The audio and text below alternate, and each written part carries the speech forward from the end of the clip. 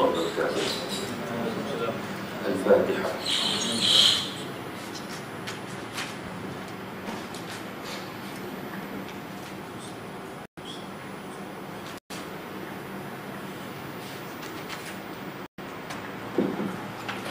Alhamdulillah Rabbil Alamin. Wabihi nasta'in.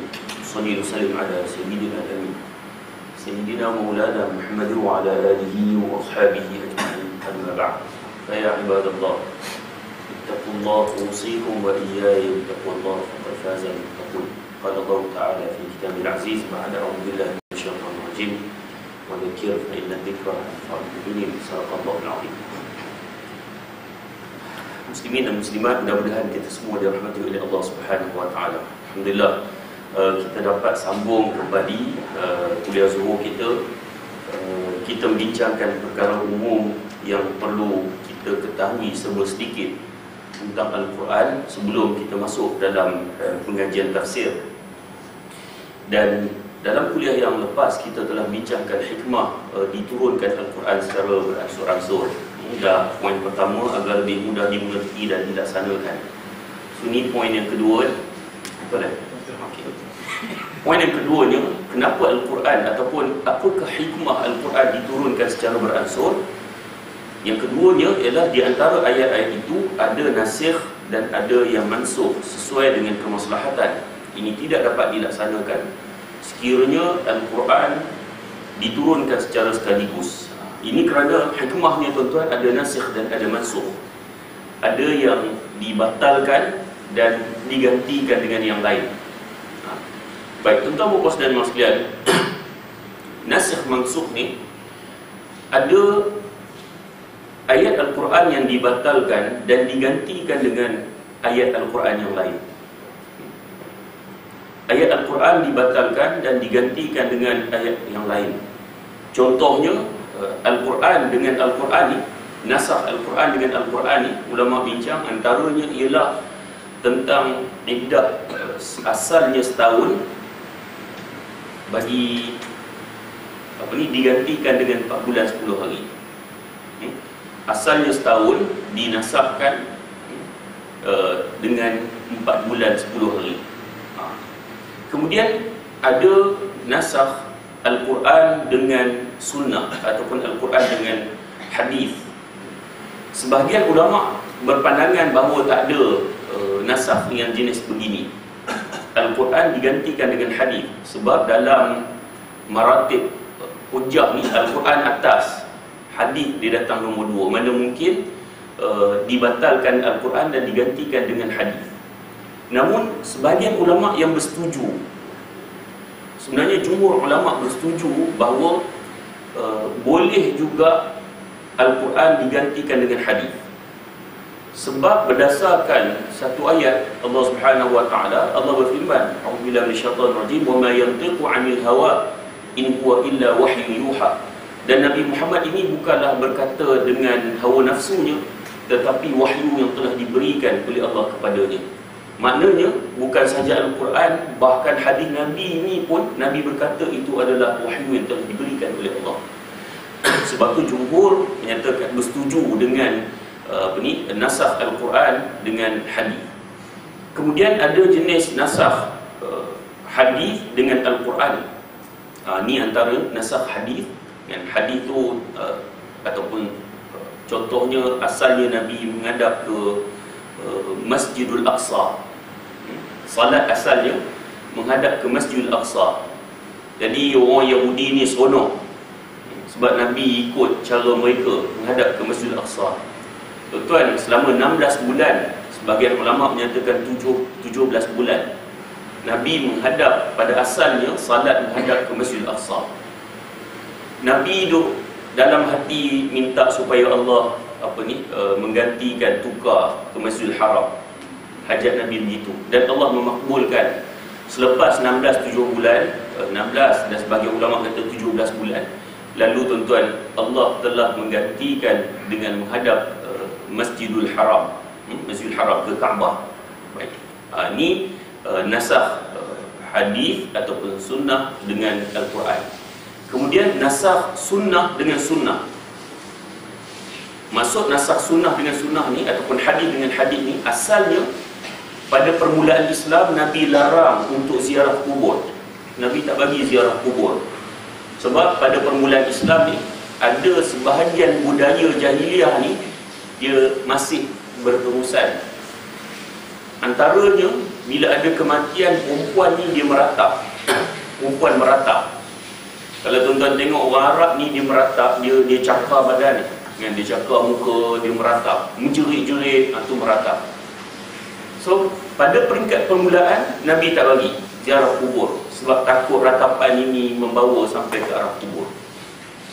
Kemudian bila sudah Islam ni, Nabi telah memberi didikan tarbiyah pada para sahabat, akhirnya Islam dapat diamalkan. Nabi kata, tuan-tuan, kuntu qad nahaitukum an ziyaratil kubur, aku ni telah melarang kamu dulu untuk menziarahi kubur.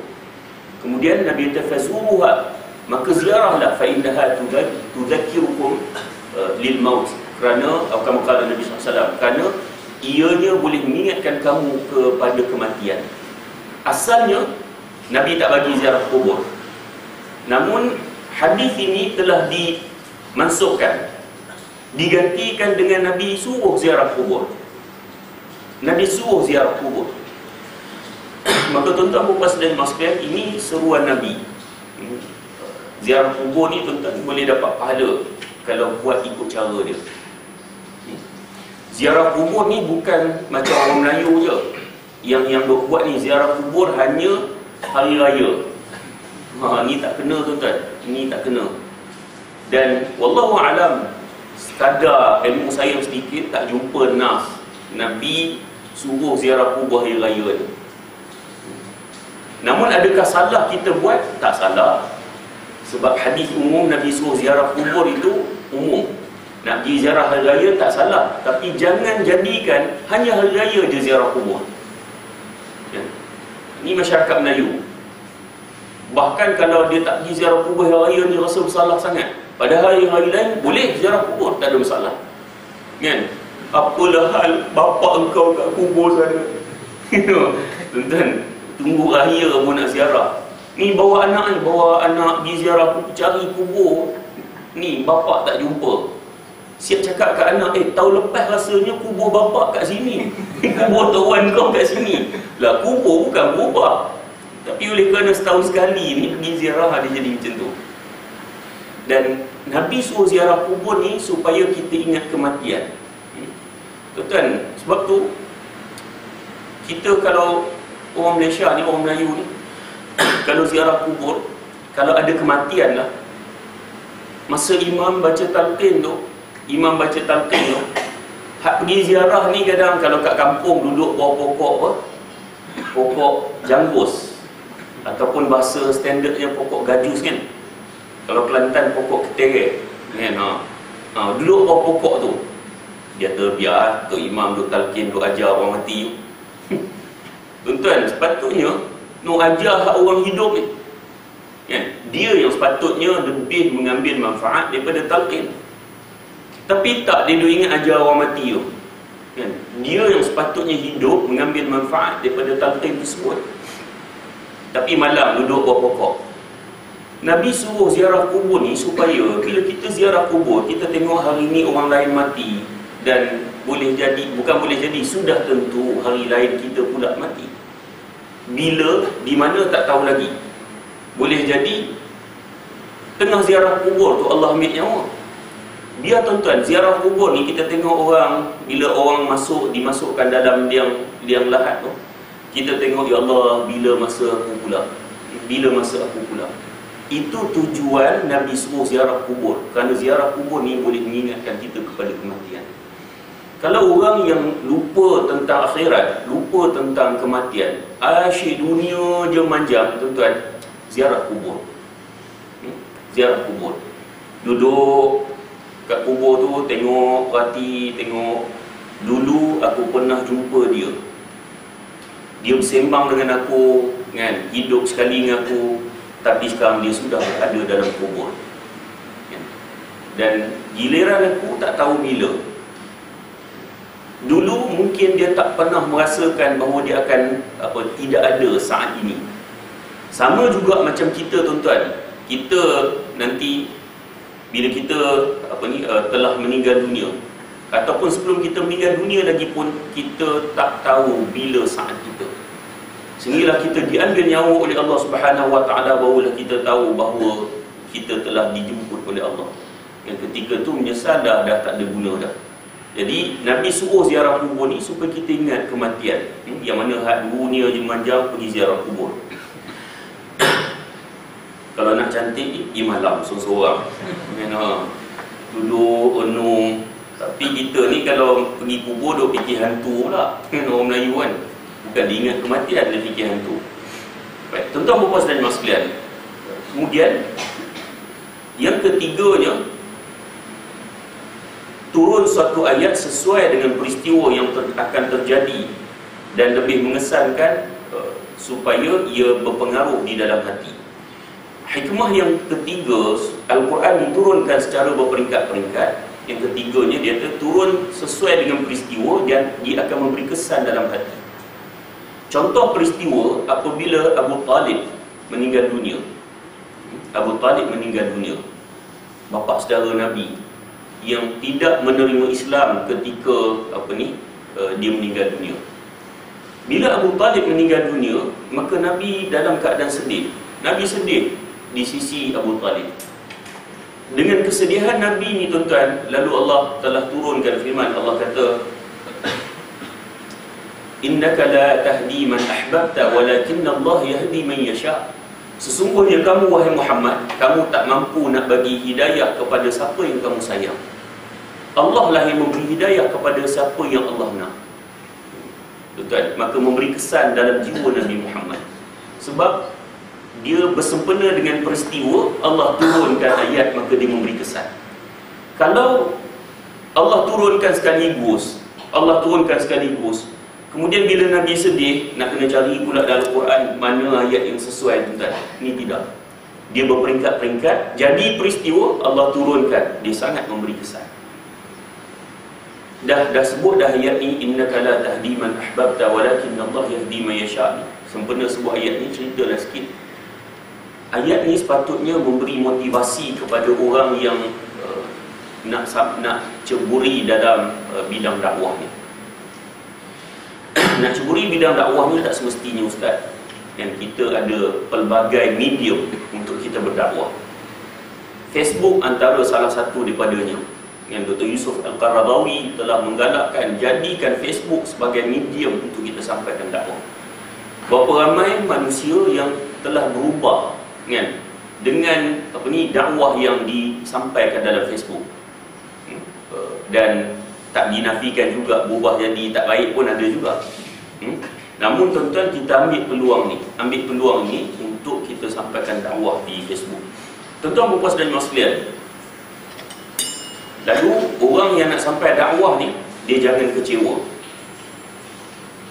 Ini sikap yang perlu ada. Sebab hidayah ni bukan milik kita. Nabi Muhammad kekasih Allah, Allah sayang Nabi Muhammad. Tapi Nabi Muhammad yang Allah sayang ni tak mampu nak bagi hidayah kepada bapa saudaranya sendiri. Kalaulah tuan-tuan hidayah ni milik manusia, sudah tentu Nabi Muhammad orang yang paling awal Allah berikan. Tapi Nabi Muhammad, bapa saudaranya sendiri tak mampu untuk Nabi Muhammad nak bagi hidayah. Yang bagi hidayah ni ialah Allah.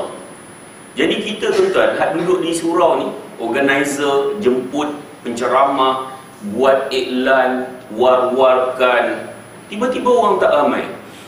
Tiba-tiba orang tak ramai, kita kadang-kadang rasa kecewa. Malas aku jemput siapa pun sama dia tu. Tuan-tuan, jangan kecewa. Sebab hidayah ni bukan milik manusia. Kalau milik manusia, tuan-tuan, senang. Hari ini kita bawa hidayah banyak-banyak bawa lebih kurang 16 kilo hidayah bagi seorang sikit. Tuan-tuan, surau ni kena renovate lain tau. Kena renovate lain, kena besarkan. Tuan-tuan, puan dan sekalian, jadi jangan kecewa. Allah takkan tanya berapa orang yang kamu telah ubah, tapi Allah tanya apa usaha dakwah yang telah kamu buat. Allah takkan tanya.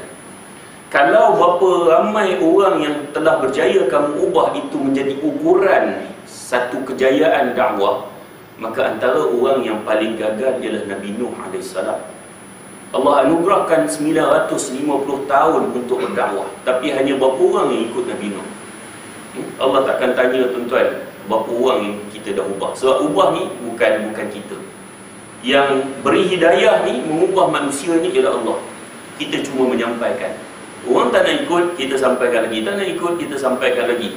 Dia tak nak ikut itu bukan urusan kita. Itu kita serah pada Allah Subhanahu Wa Taala. Baik, tuan-tuan puan-puan dan puan sekalian, seterusnya memudahkan penghafalan. Sebab tu dalam surah Al-Furqan, Allah Subhanahu Wa Taala berfirman, وقال الذين كفروا لولا نزل عليه القرآن جملة واحدة كذلك لنثبت به فؤادك. Bila orang kafir berkata, laula nuzila alaihi al-Quran, kenapa tidak diturunkan Al-Quran ini jumlatan wahidah, sekaligus. Apabila orang kafir tanya macam tu, kemudian katakanlah kadzalika linutsabbit bihi fuadak, begitulah cara Allah hendak ataupun kami hendak menetapkan hati kamu. Maknanya tuan-tuan, ini hikmah yang seterusnya, yang keempat ni, untuk menetapkan di hati Nabi dan itu juga para sahabat, memudahkan penghafalan. Kalau secara sekaligus susah, maka turun berperingkat-peringkat, sahabat hafal, tetap dulu betul, kemudian turun pula ayat lain, sahabat hafal, dan tetap dalam hati, kemudian turun pula ayat yang lain, sahabat pun hafal. Maka begitulah cara Allah nak menetapkan penghafalan ini dalam hati Nabi Muhammad dan begitu juga para sahabat. Kemudian di antaranya ada ayat yang merupakan jawapan kepada pertanyaan atau penolakan suatu pendapat atau perbuatan, sebagai dikatakan oleh Ibn Abbas radhiyallahu anhu, hal ini tidak dapat terlaksana kalau Al-Quran diturunkan secara sekaligus. Ada ayat yang merupakan jawapan kepada persoalan. Maknanya kalau ada persoalan, ada di antaranya Nabi tak mampu untuk menjawab. Nabi memerlukan wahyu daripada Allah. Sebab tu contohnya, bila orang bertanya pada Nabi tentang roh, Nabi tak boleh jawab roh tu apa dia. Kemudian Allah turunkan ayat, وَيَسْأَلُونَكَ عَنِ الرُّوحِ قُلْ الرُّوحُ مِنْ أَمْرِ رَبِّي. Dan apabila mereka bertanya kepada kamu tentang roh, maka jawablah, roh itu adalah urusan Tuhanku. Jadi maknanya berlaku je persoalan, kemudian Allah turunkan jawapan. Jadi ini hikmahnya, hikmah diturunkan secara beransur-ansur. Baik, seterusnya antara perkara yang perlu kita tahu secara umum sebelum kita masuk dalam tafsir Al-Quran ini ialah ayat Makkiyah dan ayat Madaniyah.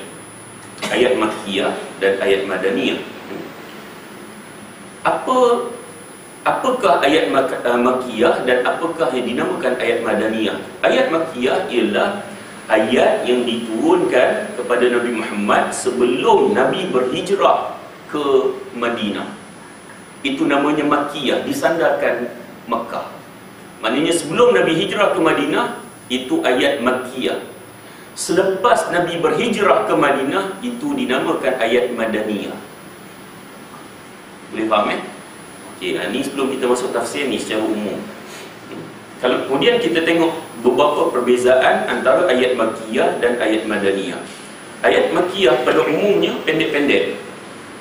Kalau tuan-tuan tengok yang juzuk 30, Qul huwallahu ahad, Qul a'udzu birabbil falaq, Qul a'udzu birabbin nas, yang pendek-pendek ni kebanyakannya adalah ayat Makkiyah.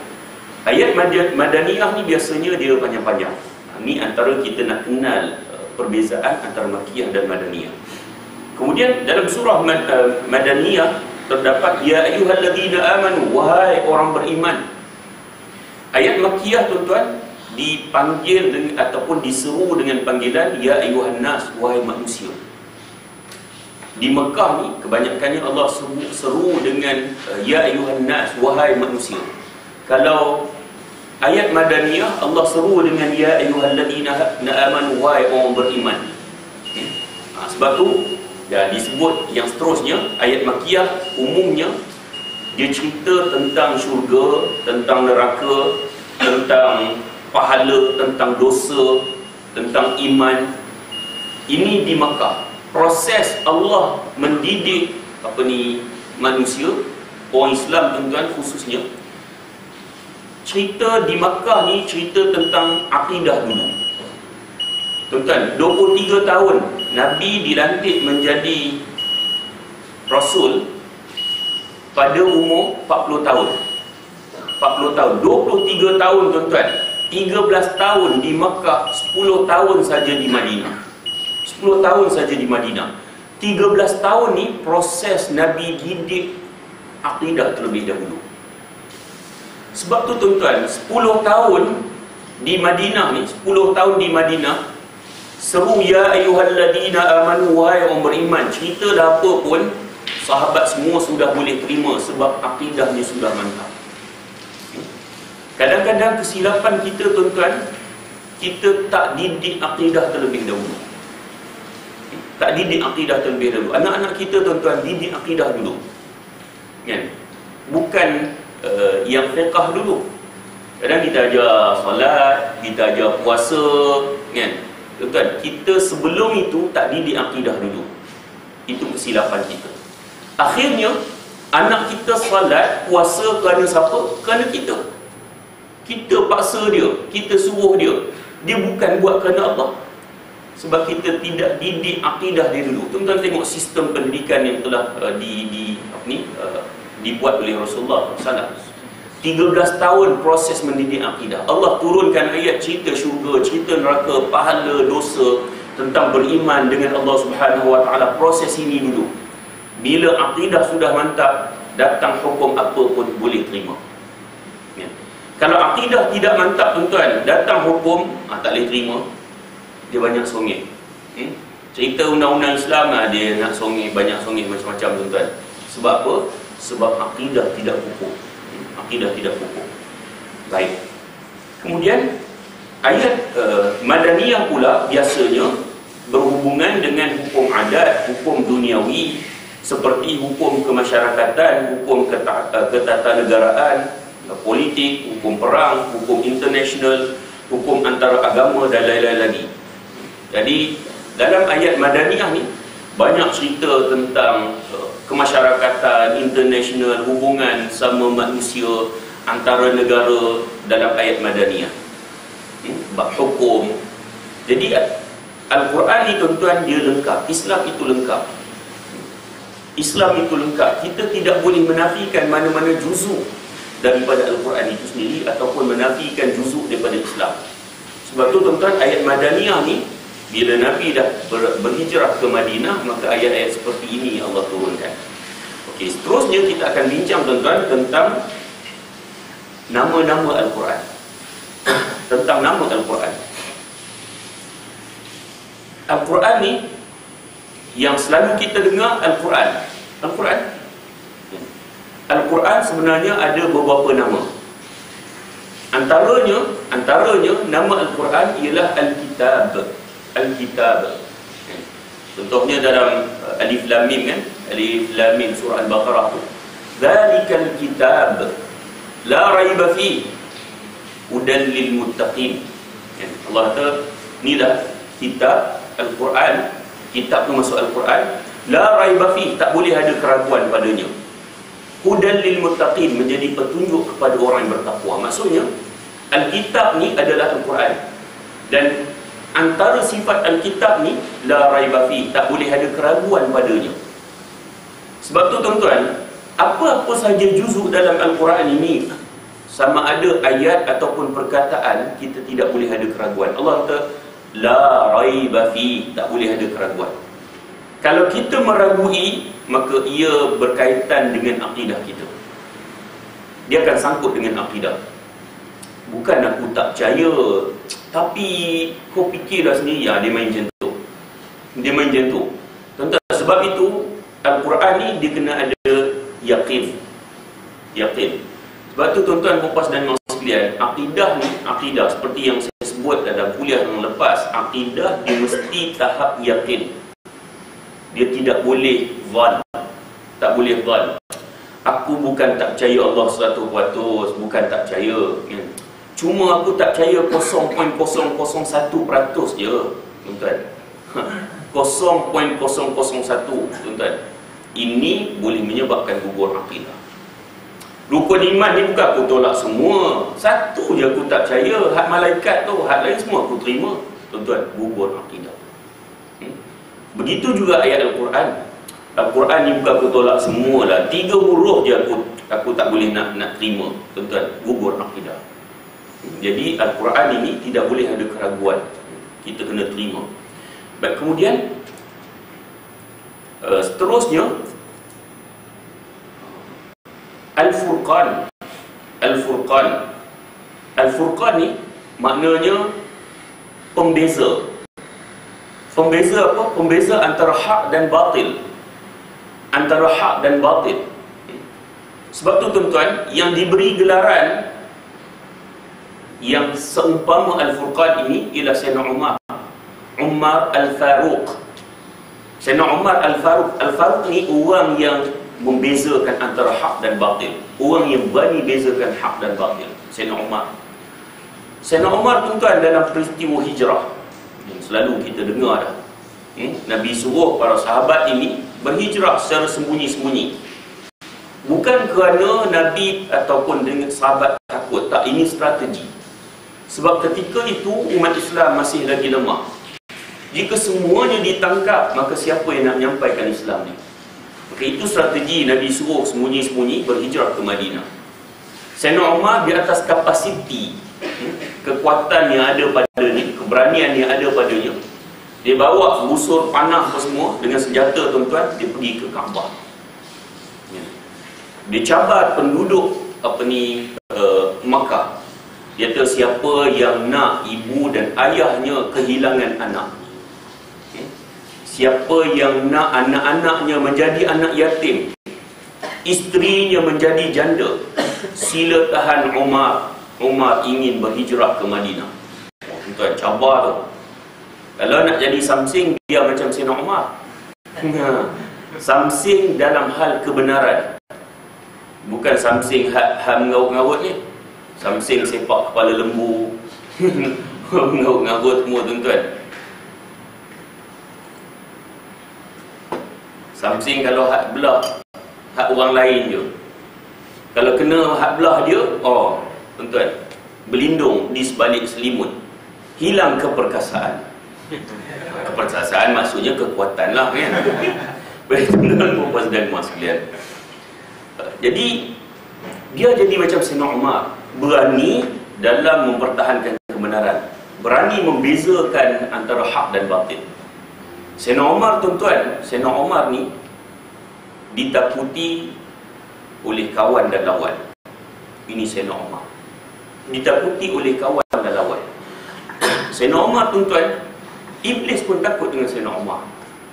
Dalam satu riwayat, bagaimana bila Sayyidina Umar lalu, maka Rasulullah menyebut bahawa Iblis ini dia divert. Maksudnya dia tak nak bertembung dengan Sayyidina Umar.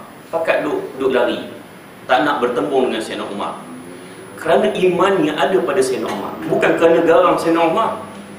Bukan kerana garang. Iblis, tuan-tuan, hak mana hak suka marah lagi dia suka. Tetapi Iblis takut pada Sayyidina Umar ni, tak nak bertembung kerana iman yang ada pada Sayyidina Umar. Sebab tu, tuan-tuan, macam ada kerasukan orang jin masuk dalam badan. Ada satu rumah, kadang-kadang jin ni tak boleh keluar di dalam badan orang tu. Orang dalam rumah tu bukan tak baca apa-apa, baca. Jiran-jiran bakat datang dah baca Yasin 40 kali dah ni. Ni orang hak masuk jin ni, oh, fed up lah korang baca Yasin. Kuaci tak ada ke? Aku boring lah ni. Bagi lah kuaci ke apa, siap order kuaci. Entah. Sebab bacaan orang-orang ni dia tidak memberi kesan. Saja datang Pak Syekh mana ke, baru sampai depan pintu, oh panas, dia dah rasa dah. Belum baca lagi. Begitulah, tuan-tuan, agaknya Iblis. Maknanya dia tak nak bertemu dengan Sayyidina Umar. kerana kehebatan iman yang ada pada Sayyidina Umar. Jadi tuan-tuan puan dan mas sekalian, Sayyidina Umar ni pernah satu ketika dia lalu pada sekumpulan kanak-kanak. Tiba-tiba kanak-kanak lain semua lari, habis lari, tinggal seorang budak. Budak ni tak lari. Lalu Sayyidina Umar rasa kagum dengan budak ni. Lalu Sayyidina Umar tanya, ni habis kawan-kawan kamu lari, kenapa kamu tunggu sini? Budak ni jawab, ibu aku ajar supaya takut pada Khalik, bukan takut pada makhluk. Takut pada Allah, bukan takut pada makhluk. Ni ibu dia ajar tuan-tuan, ibu dia ajar supaya takut pada Allah, bukan takut pada makhluk. Siapa ibu dia tuan-tuan? Asma binti Abu Bakar, anak Sayyidina Abu Bakar, yang semasa remajanya tuan-tuan telah mengorbankan dirinya, sanggup menggadaikan nyawanya tuan-tuan untuk menghantar makanan kepada Rasulullah dan ayahnya yang dalam proses penghijrahan. Tuan-tuan, awal remaja lagi sudah berjuang untuk Islam, maka Allah berikan kekuatan. Ibunya tuan-tuan sampai dia ajar anak dia, jangan takut pada makhluk, takut pada Allah. Kita macam mana? Isteri kita ajar anak macam mana? Pergilah dapur, ada pocong. Tak nak bagi anak takut tuan-tuan. Tak nak bagi anak pergi dapur. Kita menakut-nakutkan anak.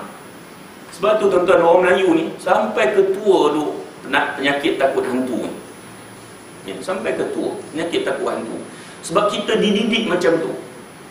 Daripada kecil, pergilah ada pontianak, pergilah ada pocong, sampai ke tua. Sebab tu kalau filem hantu kat Malaysia ni box office saja. Filem hantu ni box office. Sebab masyarakat kita dididik macam tu. Kepercayaan ni tuan-tuan, Allah dahsyat. Hantu ni daripada hantu harum sundal malam sampailah entah apa-apa dah tajuk tuan-tuan. Boleh kata berjaya belaka. Berapa tahun yang lepas tuan-tuan, hari raya, hari pertama